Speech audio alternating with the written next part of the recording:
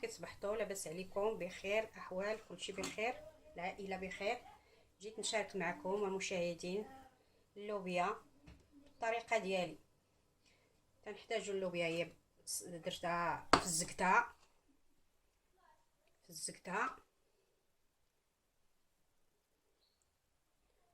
الزيت البلديه، الزيت المائده، القزبر ومعدنوس، شويه المصير، ثومه 4 الفصوص، تحميره، شويه سكينجبير، البزار، الحرقوم، مليحه.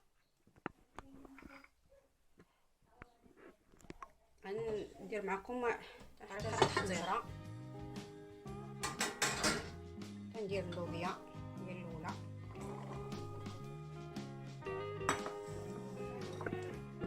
كندير الزيت المائده، نزيدو عليها نص تاع البلديه، نص كاس، هي كاس صغير ما بين البلديه زيت المائده.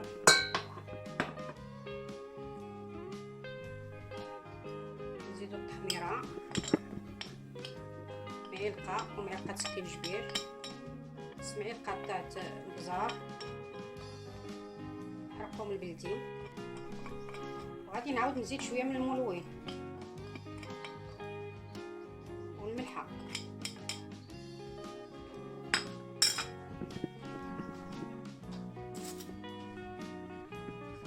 غادي ندير الثومه، 4 سنينات الثومه، 4 ضرس الثومه.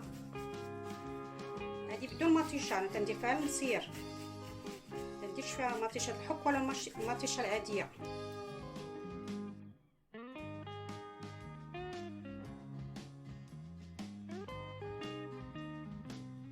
نزيد القزبر، غنخلي واحد شويه للتزيين، ونصير واحد شويه الملوين. ضروري ليا انا من الملوين، ما درتوش ما تيجينيش المرقه، تجيني مرقه بيضاء. وكل واحد على حساب، الا ما كانش يستعملوا انسان ما يديروش. تنحرك هذا الشيء، هو ما تندير لا بصله لا والو.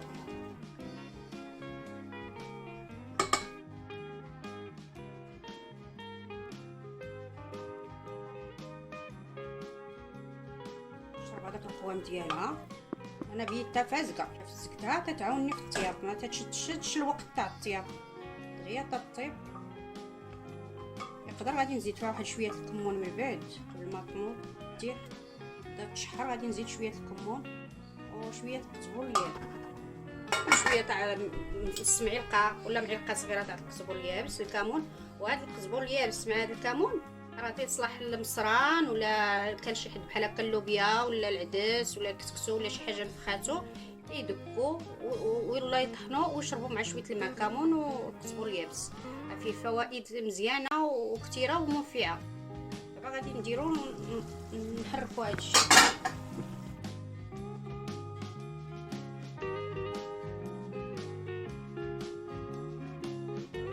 الماء راه طيبته من قبل، غادي نقلل الماء ديالها.